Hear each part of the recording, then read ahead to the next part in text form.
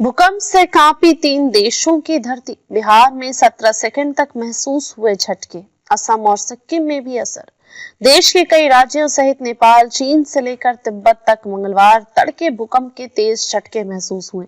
नेपाल में तेज भूकंप आने के चलते बिहार में धरती डोली। बिहार के कई जिलों में इसका असर दिखा।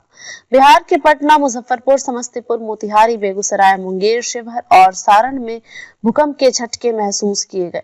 नेपाल में भूकंप की तीव्रता 7.1 मापी गई। देश के कई राज्यों सहित नेपाल, चीन से लेकर तिब्बत तक मंगलवार तड़के भूकंप के झटके तेज महसूस हुए। नेपाल में तेज भूकंप आने के चलते बिहार में धरती डोली। बिहार के कई जिलों में इसका असर दिखा।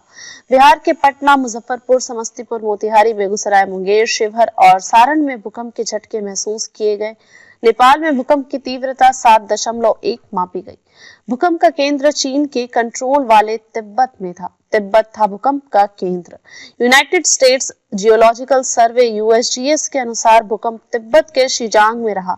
भूकंप के झटके नेपाल और भारत के बिहार, असम और सिक्किम में भी महसूस हुए। वहीं बंगाल के मालदा और कुछ और इलाकों में भी धरती हिली। एक अन्य निवासी बिप्लो अधिकारी ने कहा कि मैं शौचालय में थी, मैंने देखा कि दरवाजा हिल रहा था। भूकंप महसूस होते ही मैं जल्दी से नीचे खुली जगह पर आ गई। मेरी माँ भी डर गई थी। क्यों आता है भूकंप? दरअसल पृथ्वी की 4 प्रमुख परतें हैं, जिसे inner core, outer core, mantle core और क्रस्ट कहते हैं। जानकारी के अनुसार पृथ्वी के नीचे मौजूद प्लेट्स घूमती रहती है, जिसके आपस में टकराने पर पृथ्वी की सतह के नीचे कंपन शुरू होता है। जब ये प्लेट्स अपनी जगह से खिसकती हैं तो भूकंप के झटके महसूस किए जाते हैं।